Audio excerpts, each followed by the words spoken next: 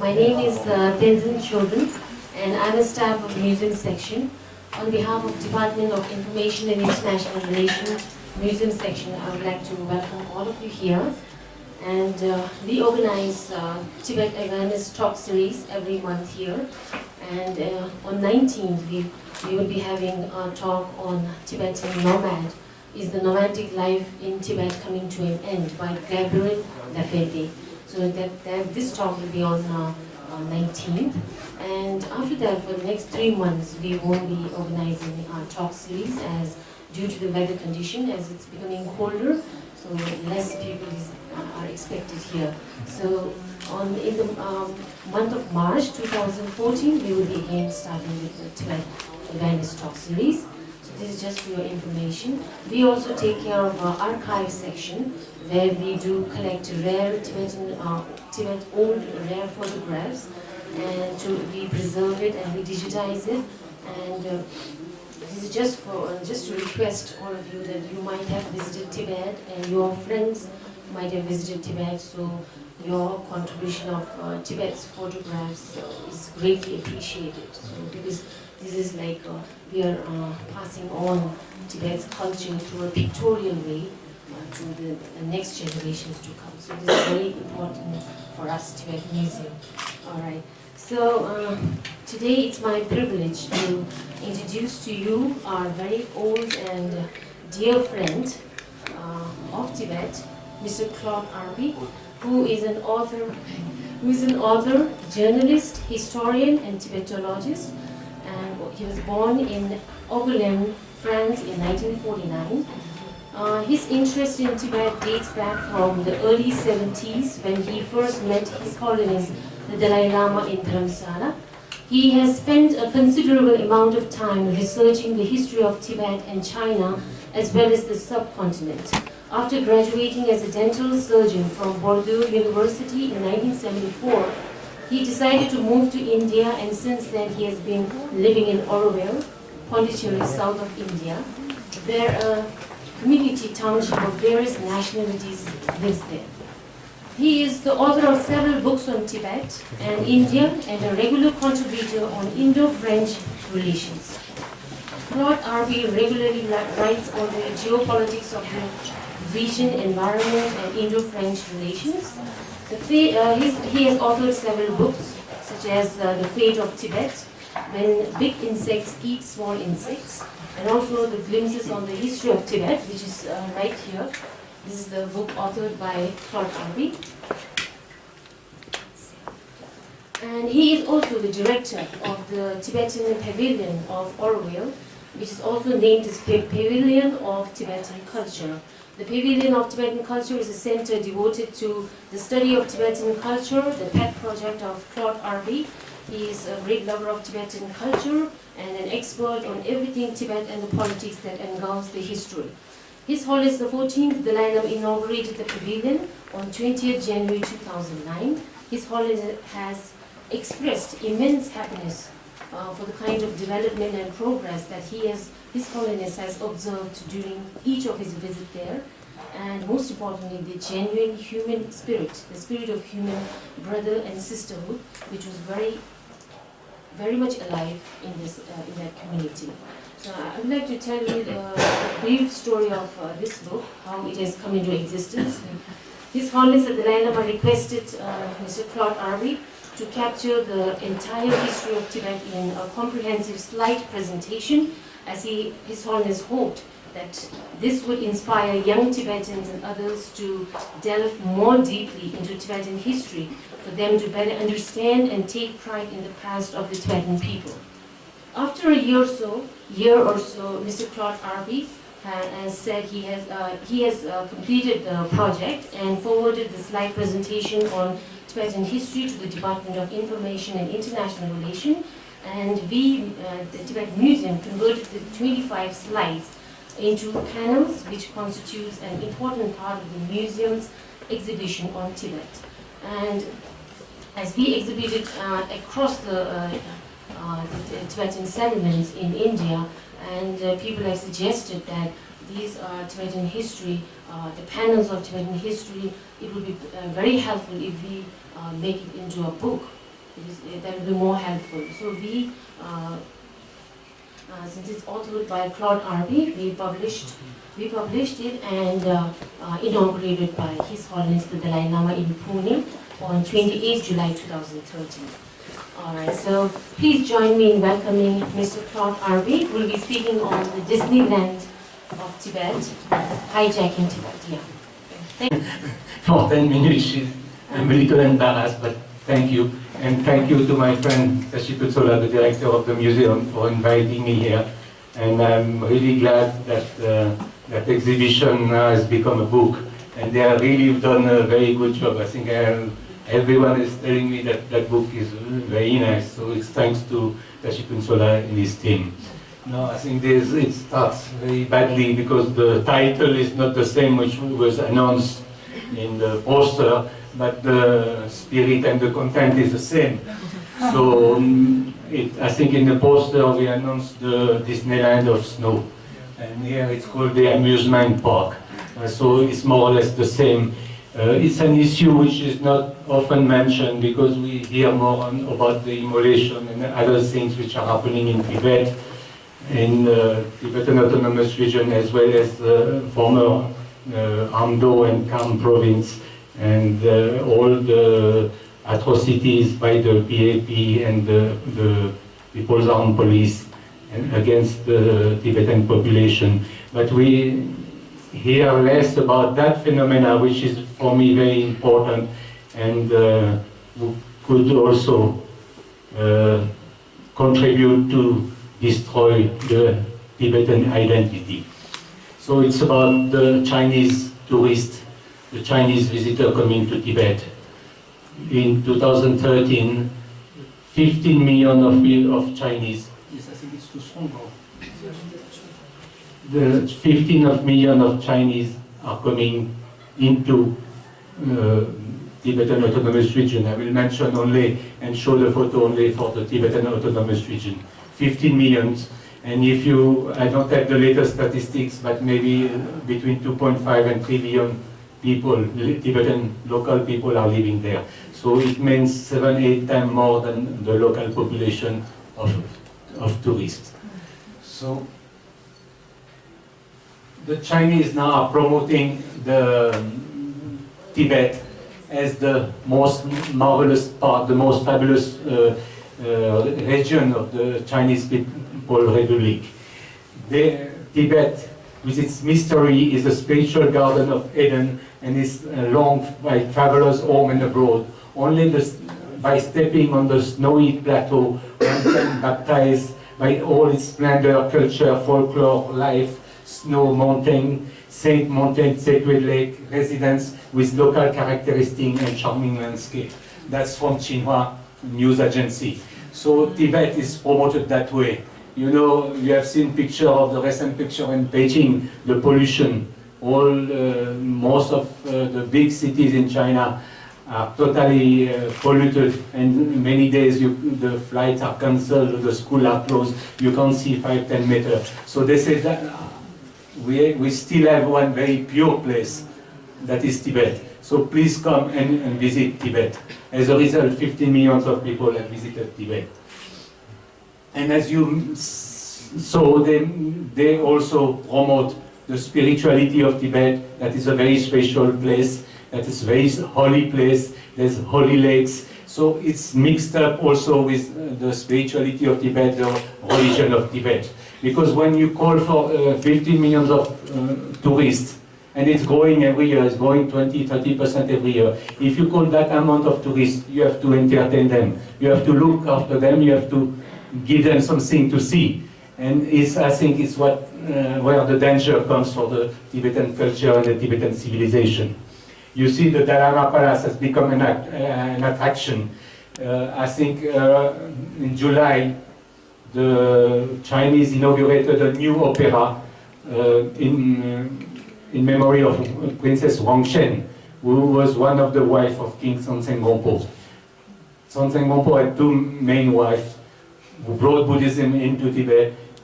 One was from China, Wangshen, and one was from Nepal, Bikruti. But they have completely obliterated, they have completely forgotten, deleted the name of Bikruti, and they only promoting the Princess Wongshen.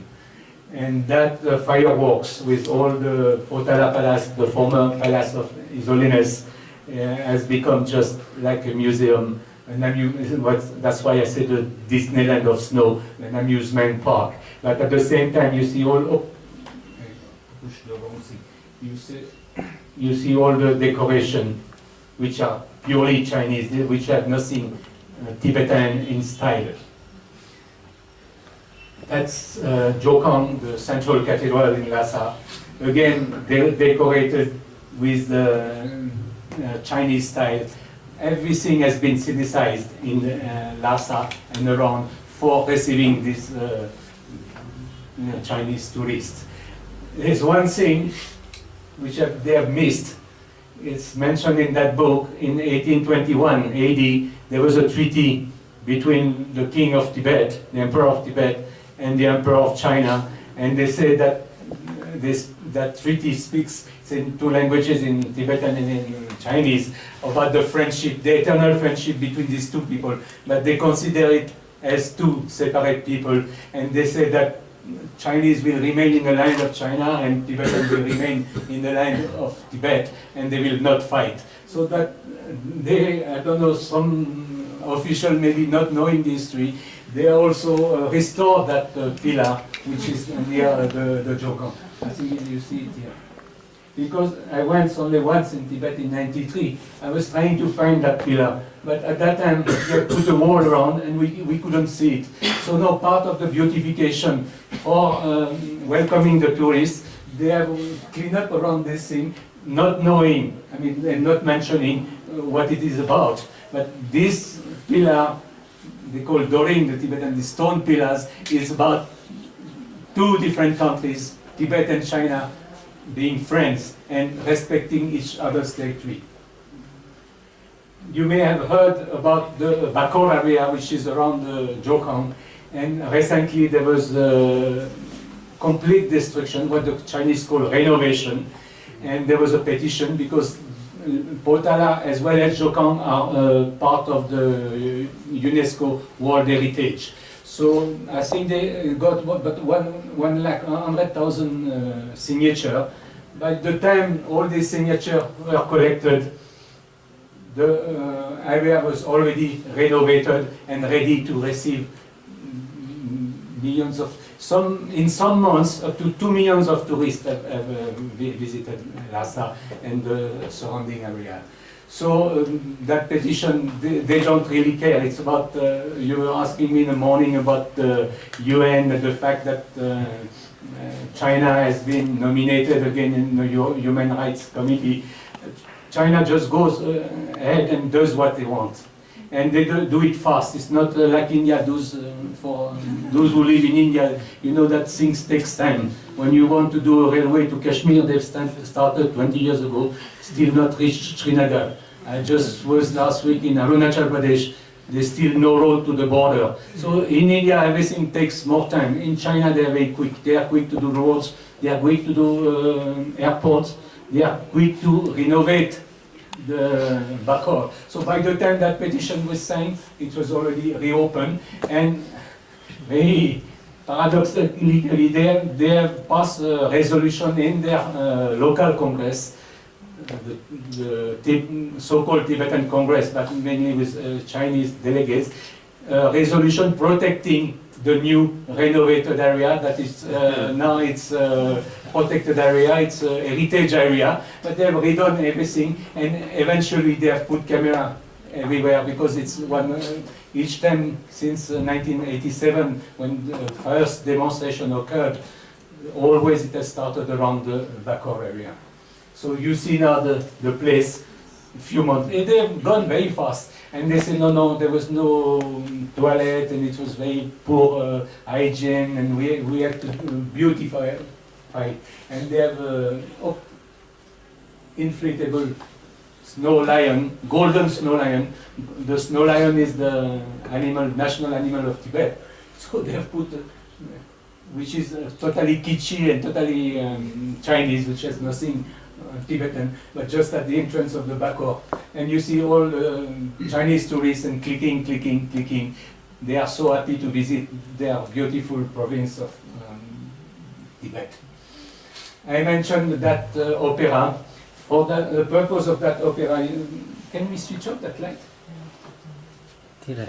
Or you have mini Potala, a replica of the Potala, which is a few kilometers north of the Lhasa, for performing that Wangshen opera. And I believe the stage is 100 meters.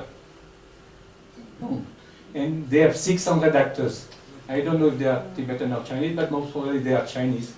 Opera actor, and their high pitch is Chinese, it's not Tibetan.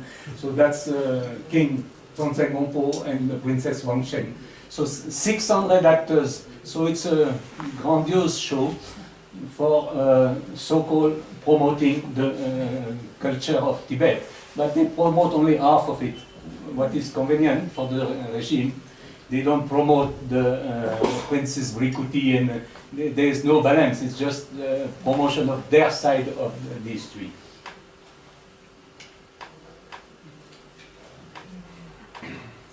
And that's because, once again, they have to entertain all these people who come. So they have created museum, they have created festival, dance competition, singing competition, even an art competition you'll see later. Tour, like we have in France, we have the Tour de France, they have done Tour of Lhasa, and they put all Tibetans just for the show, with 75 or so who's participating. So they have different cycling races for entertaining the Chinese public coming and visiting Lhasa. And of course, whenever they can also get some foreigners on the picture, it looks much better. But I think the large majority is because there is still restriction for foreigners, they have to go by group. They keep lifting this restriction and putting them back as soon as there is some problem or another. They have done the Amban residence. The Amban was the ambassador of the Qing, the Manchu court. The Manchu emperor had sending an ambassador in the 17th, 18th century, and beginning of 19th century or so, sending an ambassador, which he was called the Amban. Now the Chinese say he was not an ambassador, he was the commissioner, he was the one, like the governor. So it's a small twist, in a big twist actually, of history. So everything has been done that way, so that to show that from the 17th, 18th century onward, China was ruling Tibet through the Amban. Now what they have done, that was an old photo I got in the archive, not in your archive, in Pitt Rivers Museum archive in England. I got that old photo of the Amban residence. Now they have renovated it and made it a little bit also Chinese characteristics, Chinese look. And they have done a full-fledged museum in it, explaining how the Manchu court was ruling Tibet through the Amban. So they have put photo of the last Chinese representative. But at that time there was a representative of India. India had a mission. They had a resident. There was maybe 20 or 30 Indian officials working in that mission. Bhutan was represented. Nepal was represented. And so and they were on equal footing, the Chinese. But after the invasion, suddenly only the Chinese representative had an importance, and they just forgot about the other one. So this is not very important, just the text of the Xinhua explaining that the Tibet was ruled through this Amban, which they call governor. Of course, they have to take also into consideration the religious feeling and the religion. So they do a lot of religious festival. Here, I think it's in Chigatse, where they put that huge tanka of the Buddha that they're carrying. You see, that's the tanka that they would put on the wall sometime in February, March, I think during Monlan Festival, during the Great Prayer Festival. So not only they sell history, but they sell also religion, and they will sell also the beauty of Tibet. So to attract the people, and it's not difficult because Chinese, in the recent years, after the opening, they start moving around. No, during Mao's time, till 78, Deng Xiaoping became the main leader in China, they have been staying in China.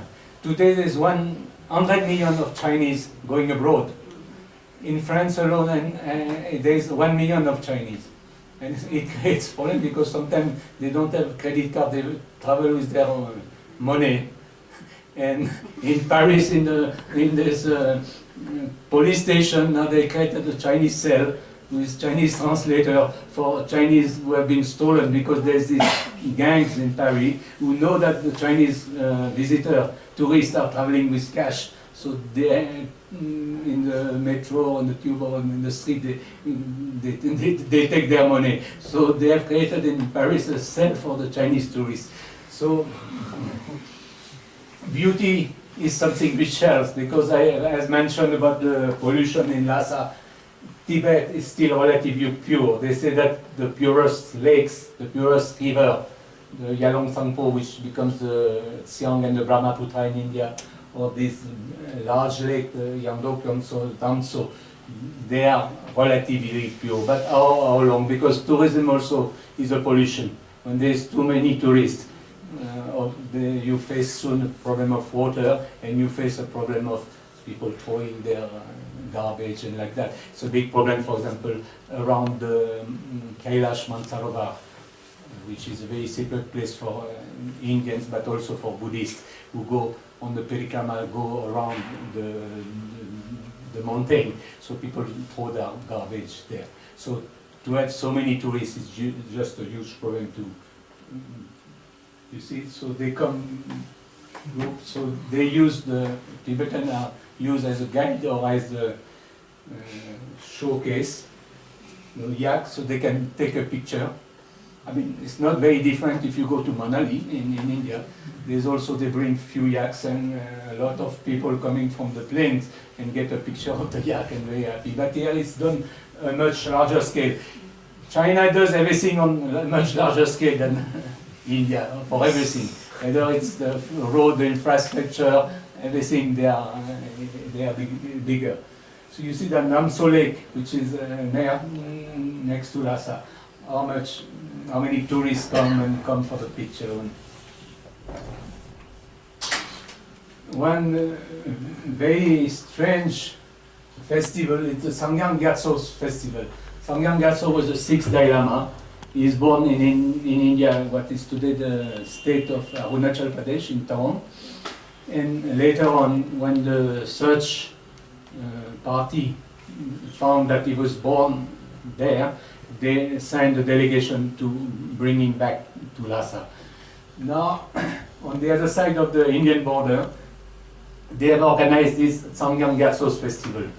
You all know that the Dalai Lama is the villain for the Chinese Communist Party. Every document they speak of the Dalai's clique. Means Dalai's clique is I suppose the people in Dharamsala and all the.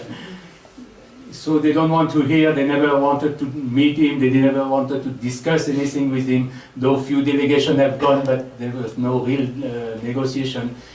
But at the same time, they promote the 6th Dalai Lama. And someone was telling me yesterday that they mentioned in some recent document the 14th Dalai Lama's clique. So it's like they would like to rehabilitate the previous Dalai Lama and keep forgetting that the present one is existing. I think they are doing a big mistake. If they would use that one, which is the most open person you can find on earth, I think they could find a solution to the Tibetan issue. And you could also make sure that people in Tibet will agree to a solution. But I think foolishly, they just try to ostracize him, to put him aside, to say he's a bad guy, he's a villain, he's a wolf with a monk's dress and all these things. So they have a Sangyang also Six Dayama festival, jewelry festival. So at the same time, I think this, everything is not black and white. I feel there is positive aspect that they are promoting sort of Tibetan culture. Sometimes and often is civilized, but at the same time, you know, they try to revive these old Tibetan costumes, jewelry and everything, which was not the case in the 70s or 80s. No? For China, Tibetan was just barbarians. No? They had no culture. They didn't want to hear. It was punishment for any carder to be posted in Tibet. But I think it has changed, and now they acknowledge that Tibetan had a culture. They promote it their own way for their own interest, but at the same time there's a promotion. So you cannot say 100% black. There is also some good aspect to it. This is in Chamdo, the capital of Kham region, where they're doing this also this festival with old traditional dress. They promote also adventure tourism. They invited 300 mountaineers, it was about 2 months ago, maybe August, September, to come to Tibet to claim as many as 8,000 meter peak as possible. So they did a lot of promotion about the visit of these mountaineers. I don't know if they were saying that 300 people will come, so I don't know if 300 came, but they also promote mountain climbing, ice skating. You have seen on some lakes. Now also they try to promote winter holidays in Tibet. Come and do skating on the lakes. And of course, trekking. I mentioned briefly before the Tibet art. They have this competition called Beauty of Tibet, and it's organized all over China, and they ask artists to paint something about Tibet. So actually some are quite nice, my opinion, maybe you won't agree, but so it's a change in attitude, but at the same time, I think it's a way for the Chinese government to control the Tibetan population that they cannot control otherwise. They have not been now 60 years or more, they have not been able to control it by force. So maybe I think it's a policy to try to use the tourism to just, and at the same time to give little way to using culture to completely annihilate the Tibetan civilization. So some of these, and now not only they're doing in Beijing and Lhasa this competition, but recently they exported to Australia, and Australia had hosted, so they can, the Chinese embassy, they invite finally local people that will be ready to come on the picture with them, and they sell the beauty of Tibet to people abroad. Ice skating. And so they give you the dresses. You should do the same in the museum in Dharamsala. You give compadres this dress and for the visitor you charge 500 million. It will go for a good cause at least. Culinary. There's that Tibet Food Festival, it's in southern Tibet, in the Ningxi prefecture in Kongpo, traditional Kongpo. So they promote also, so you will have people coming straight from Peking to taste the different food of Tibet. And, I mean, of course you can taste it, it's better in Dharamsala, because here you'll have Sichuanese sauce, or it will be more chili. in Tibet, but everything is done to attract visitors. I don't know if many of you know Gedon Chapel. He was one of the most remarkable Tibetan, one revolutionary. He revolted against the what he didn't accept in all Tibet. There was also things wrong in all Tibet. And he was a great, great scholar, a poet. He came to India, he lived many years in India. He taught in Chantiniketan in Rabindranath Tagore's university. And he went back to Tibet, but I think his idea was so much advanced on his time that he was arrested by the Tibetan government at that time, and he spent several years in jail. Eventually, he passed away just a few months after the Chinese came in September 1951. The first Chinese army entered Lhasa, and he just passed away. But he is someone who would have totally revolted against, more than any Tibetan, against the Chinese regime. And but now they are using him. They have done a 3-story Gedon chapels. So what they use it everything for their own purpose. Because Gedon Chapel was just totally the opposite. He was a free thinker, and he translated even the Kama Sutra, the Indian Kama Sutra, into Tibetan. He was one of the most remarkable Tibetan, much in advance maybe on his time, because in all Tibet the monastic institution had a lot of power. No, they had the land, they had a lot of power, and there was many things to change. And it's what His Holiness Dalai Lama immediately understood when he came to India. He dropped many things. He introduced democracy. So somehow Gedon Chapel was 20 years, 30 years in advance on this. So, but at that time society did not accept it. Now the Chinese have taken his name, using some of his painting to make a Gedon Chapel museum in Lhasa. Of course, the best is to get married in Tibet. So you see, you get married in front of the Potala. So many couples, they are coming there, and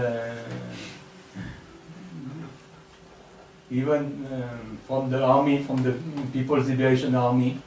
I think this photo is in Yingti, in southern Kongpo, in southern Tibet. And they promote the Tibet Airlines. In last week, they gave a certificate to one Chinese visitor. He was a 2 millionth visitor in 2013, using the airport only, because many come by the train. You know that. I think what really changed everything is first the train in July 2006, when the train reached Lhasa. Now, in a few months' time, the train will reach Chigatse and eventually the Nepal border. All the infrastructure is ready to go to Chigatse, the bridges, everything. That early 2014. And once again, when they tell a date, they keep to the date, which is not the case for us here in India. So 2 million tourists only Gongkar Airport. They have opened new airport. Today there's 5 airports: Lhasa, Chigatse, Nari, which is Western Tibet, Chamdo, which is Kham, and Nyingti with Kongpo. And early next year, one more in Nakshu. These airports also are used to bring reinforcement when there's a problem, law and order problem. Like they are working very hard to get that Nakshu. That Nakshu area has been one of the most restive and where the most problem occurred last few months. Still it's going on. Today there's a lot of problem, and so to make an airport, you can bring tourists, but you also can bring the People's Armed Police or reinforcements in case of demonstration of riots like it occurred in April 2008 all over Tibet. Actually, it was very interesting, these riots of 2008, because for the first time, Chinese had to acknowledge that Tibet was one. You know, when Dalai Lama's delegation were going there, they would speak only about Tibetan Autonomous Region, which is about 1/3 of the traditional Tibet. Tibet had 3: Lütsang, Kham, and Amdo.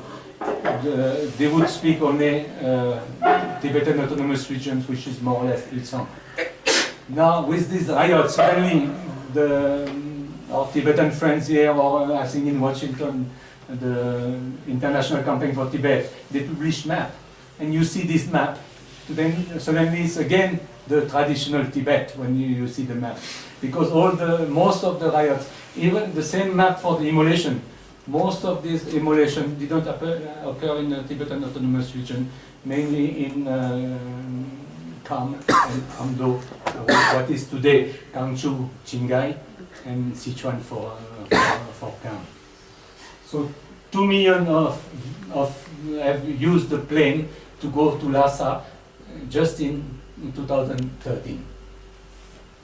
And they are doing now new airports in Kardze, Yadeng, and Labrang in Ganchu, that very large monastery of Labrang Tashikir.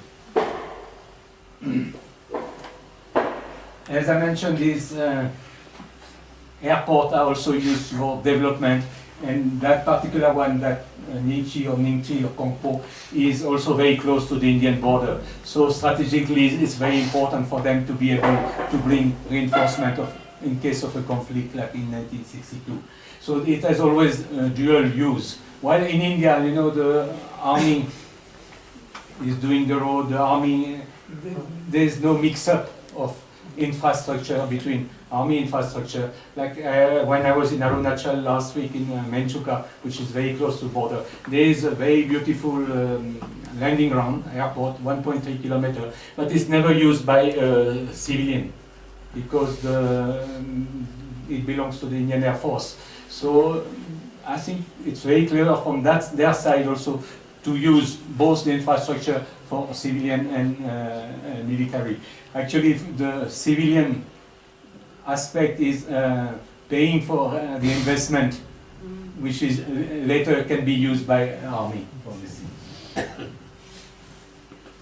So that's near the gorges of the Yalong Sampo of the Brahmaputra, and they have done that big airfield. But at the same time, just a few kilometers away, there's one city called Bai. Bai means August 1st in China. August 1st means it's a date of foundation of the People's Liberation Army. So whenever you have that name, Bai means an entire percent. It's like a trademark. It belongs to the People's Liberation Army. They are selling now the most beautiful village in China, which is also very close to the border of Arunachal Pradesh. And actually all the places I visited last week in Arunachal Pradesh, it's exactly the same look and the same houses. Actually it's the same people, a lot of tribal people from Arunachal Pradesh. You can find them also in Tibet. In Tibet they call Lopa, and they call Adi, the tribe in Arunachal. And so it's the same, and they sell it as a Switzerland of China. And that village, that particular village, I think Lulang or something like that, has been designated as the most beautiful village of China. So they are very proud of Tibet suddenly.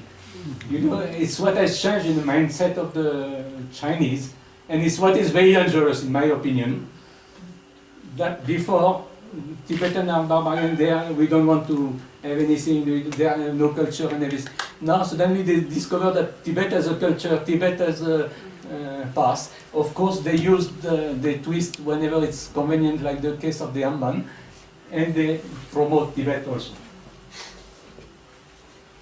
Oh, I've made a list of the festival and everything, but like the Shotan festival, the Yogurt festival, and they got several millions of people visiting. It's just the climbing festival, Dapu, Walnut festival. So they have all sort of, but they think, they are very ingenious, they are very, they think something, sometimes we don't think here in India. They really think ahead, they plan it, they have a purpose, and unfortunately it has results. The Peacock Costume Festival, Nawa, Chiang Prefecture, like that. Opera Center also, they promote, along with the Wangshan Opera, they promote on a very large scale Tibetan opera.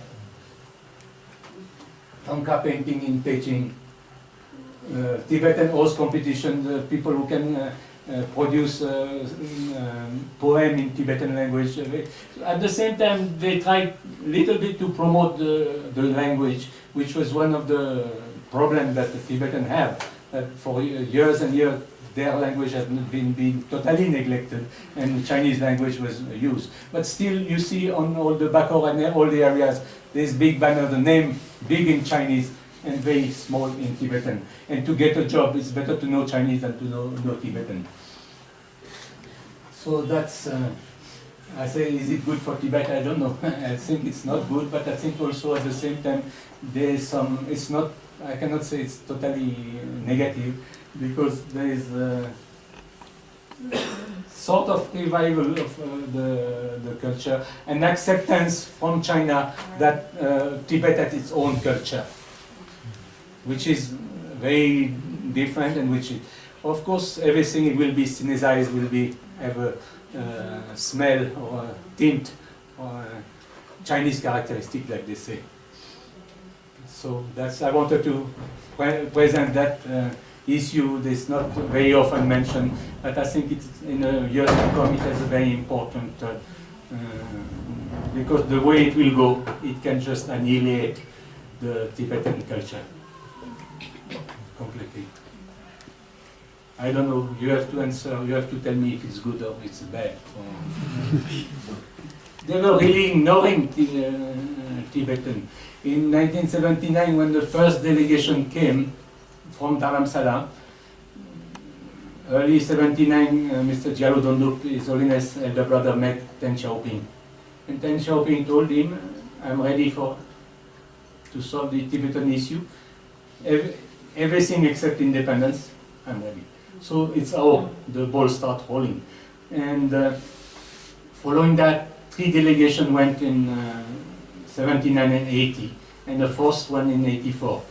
So at that time, when the first delegation, 2 first delegations went to Tibet, the local party cadre, Communist Party cadre, told the local population, your countrymen, women are coming from Dharamsala, they sent by Dalai Lama, please don't spit on them, don't beat them, don't throw stone. They are not bad people.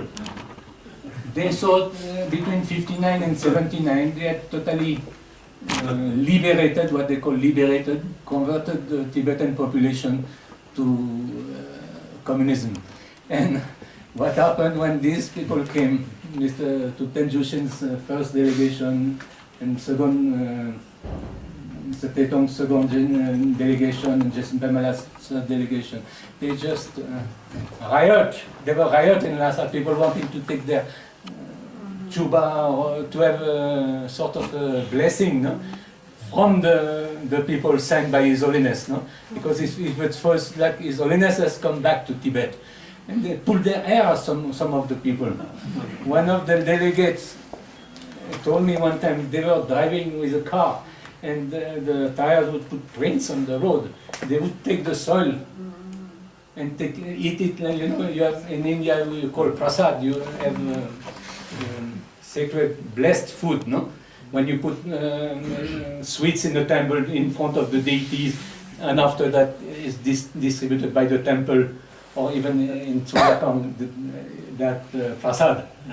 So they took that soil, which has been touched by the tire of the car of the delegate, as a prasad.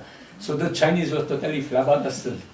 So from that time, there's a long way now that they're promoting in Tibetan culture, but they're promoting their own way.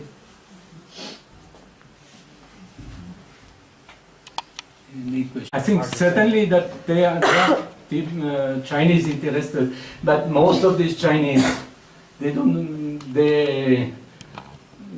will not get to know anything about history, anything even Buddhism. I think 90-95% is for just for tourism, but certainly there is people interested by Buddhism also. And I didn't mention that in Kham and Khabze, there was that very famous charismatic Lama, Khenpo Puso. He had built a monastery, La Rongla, and there was up to 4,000-5,000 monks. And the Chinese discovered in early 2000 that there was many Chinese among them.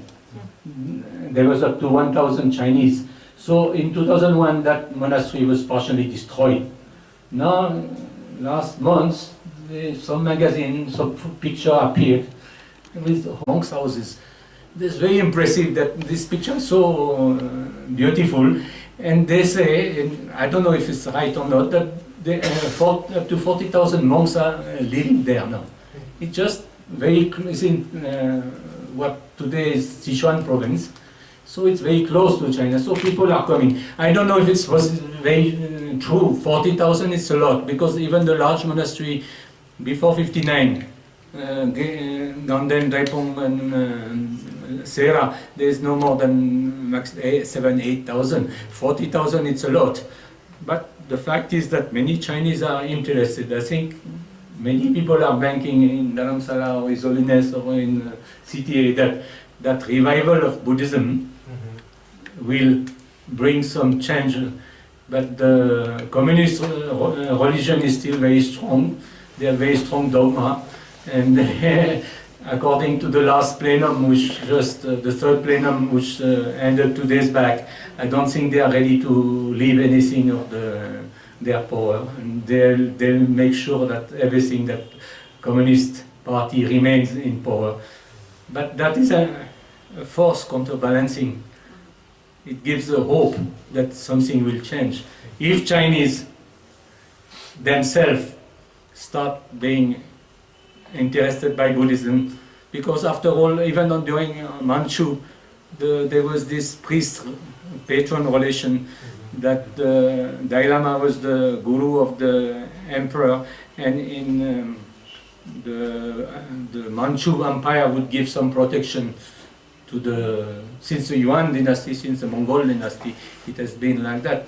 Tibet had a protection from outside, from Buddhist emperors.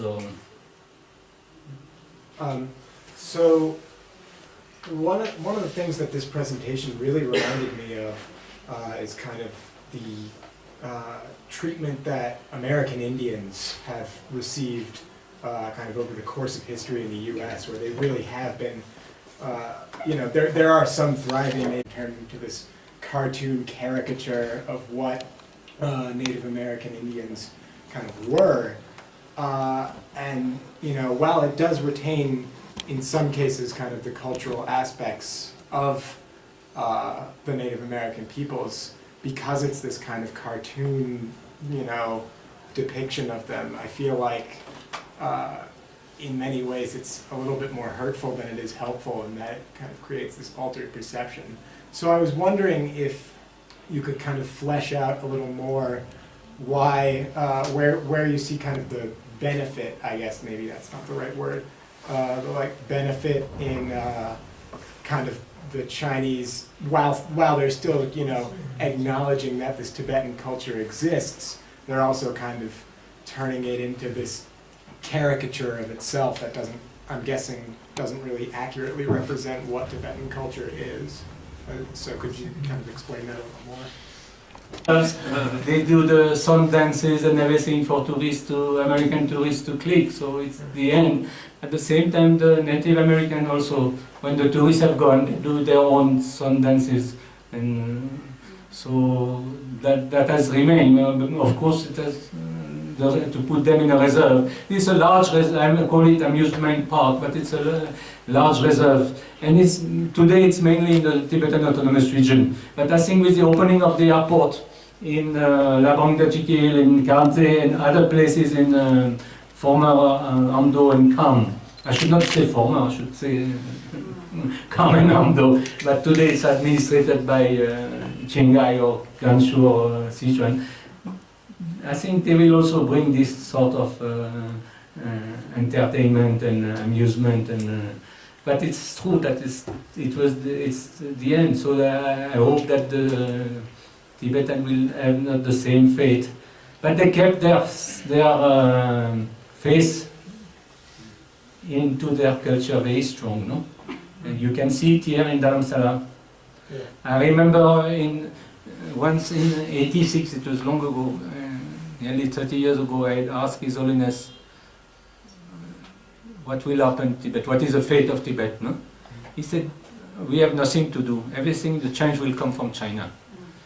And because he said, he laughed, he said, we are 6 million, they are 1 billion. At that time they were 1 billion, they are a little bit more now. And he laughed, he said, what can 6 million non-violent people do against the first army in the world? 1 billion, even just the number. No? So he said the change has to come from China. It will come from China. So now I think we see that this Buddhist movement, that after all, Chinese people, they also aspire to a different life, to a deeper life, to more spiritual life, like anybody. And but today the materialist life, the party's life is still prevailing.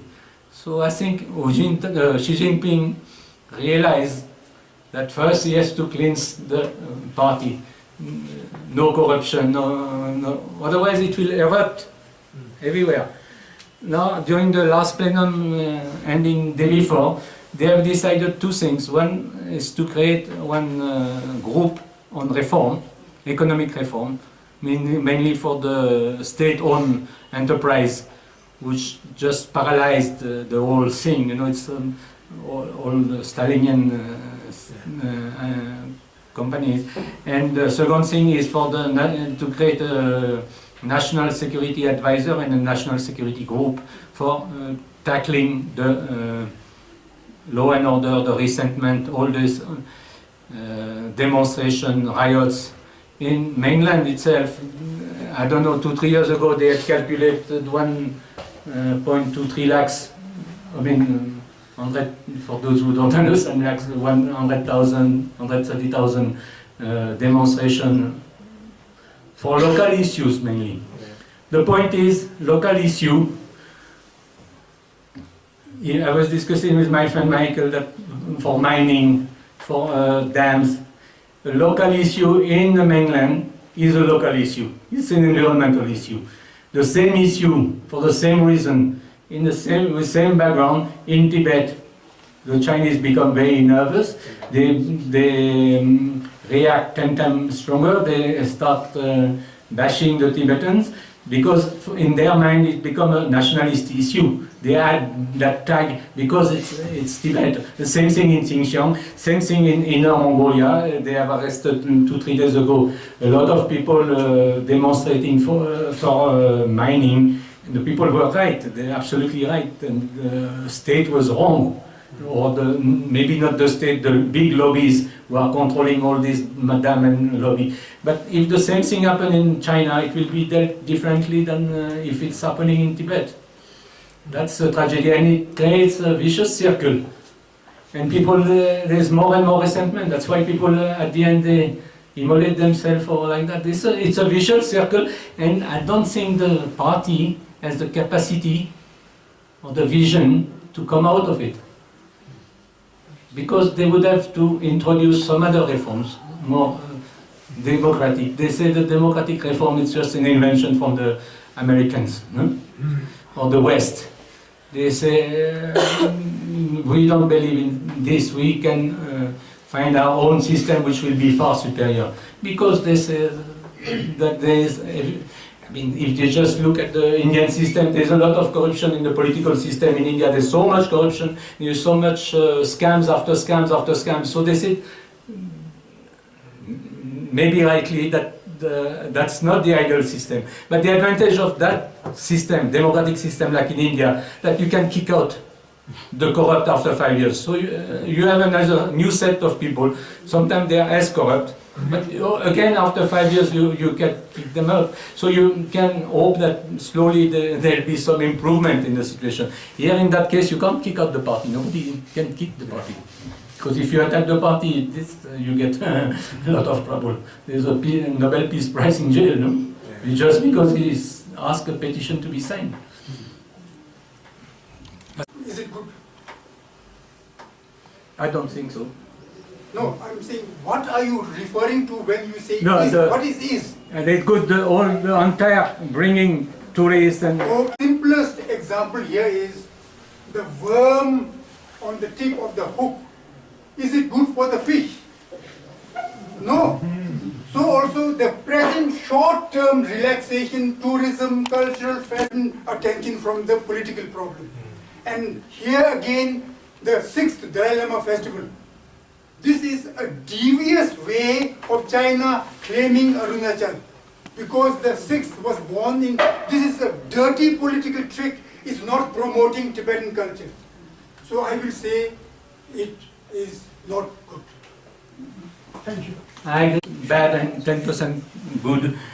But that Sangyang Gyatso's festival, you're absolutely right, that is purely to counteract India because that particular Dalai Lama is born in India. And today they are claiming the entire state of Arunachal and as South Tibet in all their maps. And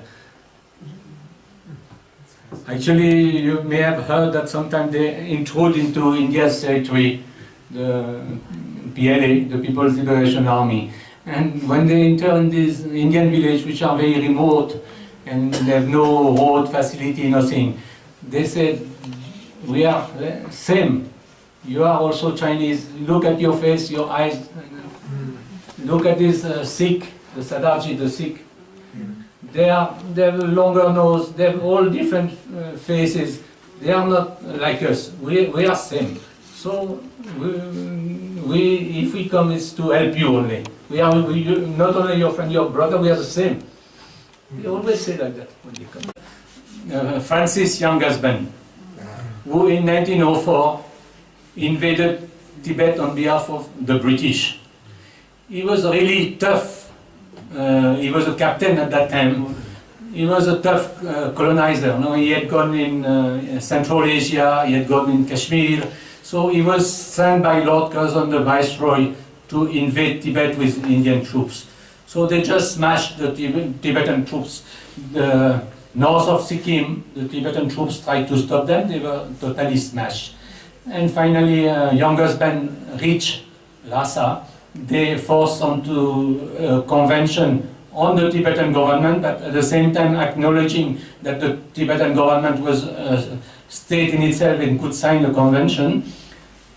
And the last day of his visit, he had an encounter with the Ganden Tripa, who is the head of the yellow sect of the Gelugpa. And that Lama gave him a small statue. And that very tough young husband was totally transformed.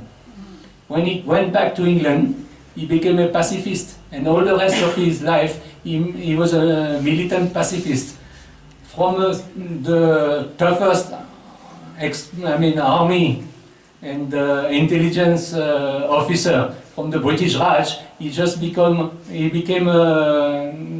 was touched by Tibet and touched by that man. So why, I think maybe it could happen also that in these Chinese, not a majority, too many, there will be nothing left.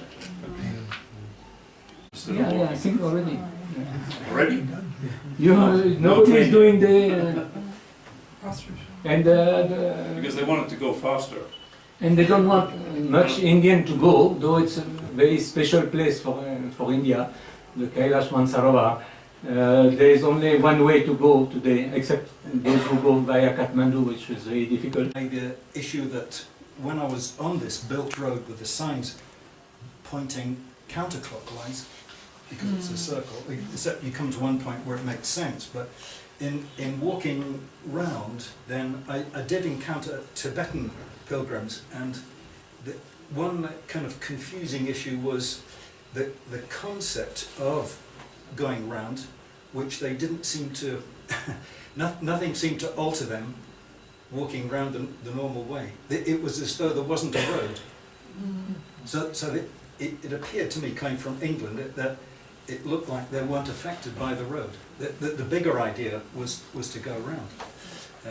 And on the pass there are meters and meters of prayer flags. I mean, like 100 meters area, giant area, prayer flags. But that is the sort of the force of Tibetan people in relation to this road. But I think is this good for Tibet? When I went to Lhasa, a Tibetan was pointing out to me that the Chinese had rebuilt a lot of houses that we think look as though they are Tibetan. Actually, the designs have changed. And so I think the danger is in the loss of accuracy. And so that eventually Tibetan people believe the phony, fake version that China presents. And I'm sure that inside all the designs there are really important reasons why the designs are formed in very particular geometric ways. You know, I think that the danger is this kind of loss, this erosion, continuous erosion. It's the same thing for the very much Chinese representations of the Tibetan culture. Economically, you're supporting the very regime that is oppressing them. And so there's a way to go about being, I guess, a quote-unquote smart tourist that people have written about and everything, but it just seems like you are ultimately supporting a facade of the culture. It's like the very much Disneyland has this sect called California Adventures, and it's in Southern California. And every time I go there, I think, you take 10 feet, you take 10 feet away from this amusement park, and all of a sudden you're in the actual thing. And so it just seems, it seems very much destructive. If I'm answering the question, is it good for Tibet? It seems altogether destructive to go there and support the regime that's oppressing them. You're not supporting their actual culture. You're not preserving any actual culture, you're preserving a facade. No, I was comparing, so is it helping the area or not to have all this road of these tourists? I think it's destroying totally. I went there in March, just before the flood. It's destroying. I mean, apart from the Chinese as a bully, Chinese as a totalitarian regime, apart from that, tourism in general. Of course, I just have a hard time believing that economically, when you're going and supporting this industry, yes, employment, very true, but I have a hard time believing that that the Tibetans that are being employed are actually receiving a fair stipend. You can look at the Tibetan nomads that are allegedly given financial support by the government, that they are receiving their fair share. And maybe you can speak to that, because that's just kind of what I've cultivated by looking at this presentation. That they are being fairly represented through being employed by these industries. Very difficult. Listen. Earning much needed foreign exchange, giving this false impression that everything is okay in Tibet. But then the problem and the question arises with Friends of Tibet, should Friends of Tibet go? This I answered many years ago. I said yes, because tourism is going to happen anyway. China is promoting it actively. Now if Friends of Tibet don't go, then later on when in your respective countries the issue of Tibet comes up, and a Chinese is saying, oh, there's development in Tibet, I have been there myself, and the Friends of Tibet is trying to say this is not right, and have you been there? No, I haven't. Then there is a disadvantage where then Friends of Tibet must now go see things for yourself. And also when you know that the present liberalization is, as I said, the worm on the tip of the hook, this is also distracting Tibetans from their political struggle. So in every way it is in the long term bad for Tibet, but now at this moment Friends of Tibet need to go. Thank you. Can we make this have a positive impact? Whether it's about like the culture, so there's a lot of culture that is being shown. So how can we make Tibetans more proud of their own culture? Right now there's so much sensitization. It's if you look at Tibet in the 1970s or 1980s, you'll see a lot of Tibetans wearing suits, which is a lot of Chinese influence was there. But now you see Tibetans wearing their own dresses, like costumes. Whether it's the exact cultural depiction or not, that's a different question. But they are wearing their own, so they are expressing their own identity. So how can we make this better? So I think that's a question that we have to ask, and that's a question that we can try to move forward with. Choice, no? The Chinese party is deciding. They have not asked the Tibetan if so many millions of tourists. They have not asked anything, no? From the day one, when in October 1950 they enter in Chamdo, in 59 when there was the uprising and His Holiness had to go, they never asked the Tibetan about it. So today they have no choice. So I agree with Lobsang that You have to see what you can make of it. But you have no. They decide everything. They decide everything on the international stage. They decide everything on the regional stage. 100% their decision. You can't discuss. If you don't agree with them being in human rights, you can 1 million, 2 million, 5 million signature on a petition. They don't care a damn. They will just do what they think is good for them, what is good for their party, what is good for the regime, for the continuation of the regime. So you have to take this into consideration also. Listen, what happens to the Tibetan guides? Do they have Tibetan guides anymore? Because Tibetan guides have actually been sent to jail for talking about the wrong thing. I don't know what it is. It's very tricky. I don't know. I don't agree with that. I will not go to Tibet. But maybe you're right. It's up to each one to decide what he wants to do. But personally, I will not go. You will not go also, I know. No, I have been. Yeah, I know that, but you will not. It looks like Before they say Yuan dynasty in the first white paper in '92. After they said from Princess Wangshen. Now they say from time immemorial. But this shows from time immemorial Tibet was independent.